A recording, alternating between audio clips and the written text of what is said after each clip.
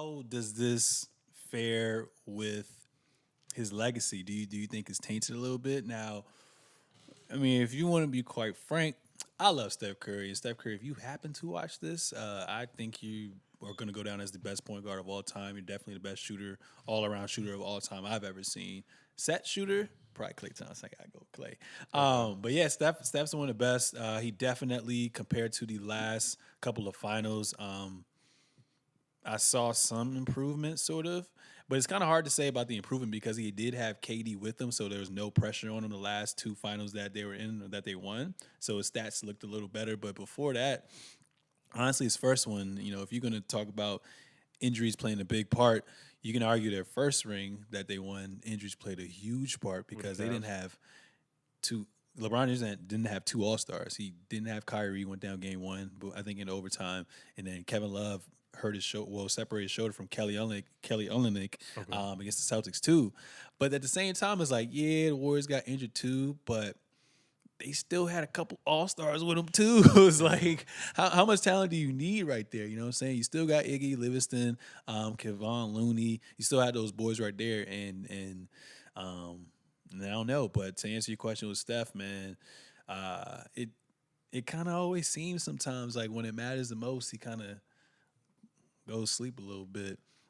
Does it mess up his legacy? Not really, because without him, there would be no Warriors or potential dynasty or whatever you want to call them, wherever they're going to be cemented in their legacy. So I don't think it's too tainted, but it makes you definitely think like, can he be that number one option to win a chip?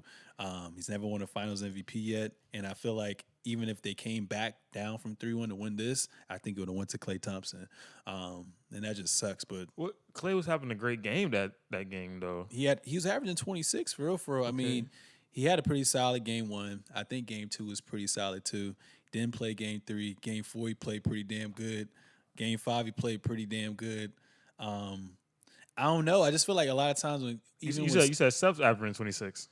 No, I think Steph averaged 30. Klay averaged 26. So why do you say he's going away? I just feel like, I don't know about you, but I feel like sometimes with impact, like I feel like even when Steph scores, it don't really seem impactful. I feel like a lot of times, even though he'll give you 28, 30 points a night, he still gives up about 15 points. And I feel like with Klay, I don't know. I just felt like Klay was more impactful. Even Draymond was a little bit more impactful than Steph Curry this series, but maybe I'm tripping. What do you think about that? Are you like suffering from like having a birthday near Christmas? The presents don't mean anything to you anymore? Like what? Like, I like that. All he does is hit threes, and he averaged 30 points in the finals. Like, Steph's a big time player. Like, that's Steph hits shots, and it's demoralizing to a team. So we didn't have a team that had the firepower, I guess, per se. And even with the matchups coming down the stretch, so they had more leeway for firepower. So where the Golden State Warriors was lacking in offense, the Toronto could strike them, not lacking, but where they were gaining in the offense, Toronto could strike them right back because they might not have had some of their defenders. So this is one of the first finals that we've seen maybe a three not mean as much per se, because last year with the Cavs that probably weren't the best shooting. They weren't the best shooting team. They were the worst defensive team too. The worst defensive team too. So when you hit a three back to back, shit meant something. Mm-hmm. You know, like it was like, oh, like they might not be able to come back from this. Oh, Steph's hot. Like Steph dropping 30 points, damn near a game this series, mm-hmm. and it meant something. Like, so not meant something, but it meant a little less. Yeah.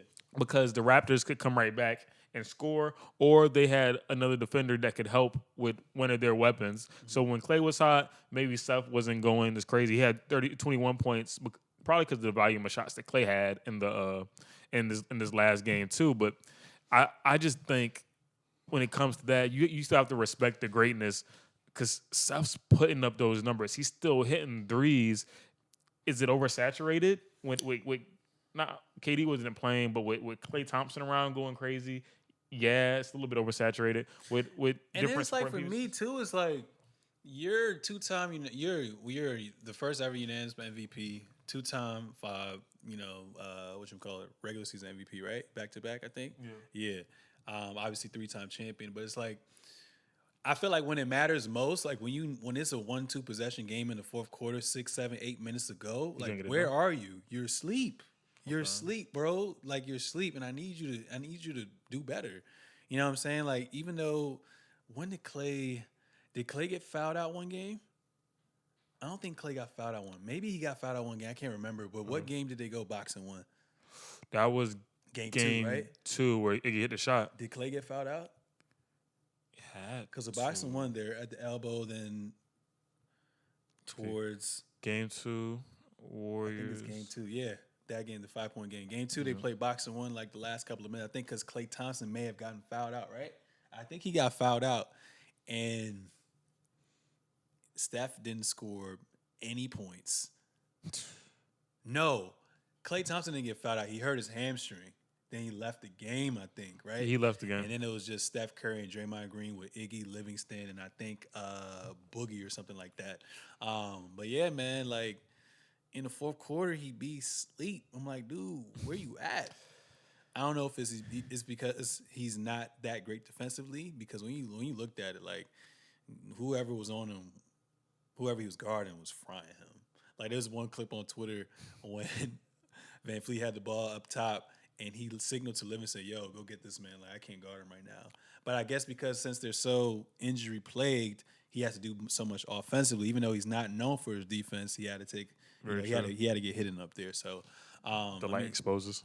yeah, I mean to answer your question, I don't think it really taints him too, but I think now we definitely have to hold him to a standard like a LeBron James and stuff like that too. Because if you got that much accolades, like you gotta bring your A game. You definitely gotta bring your A game. So I'm gonna leave it off with that too.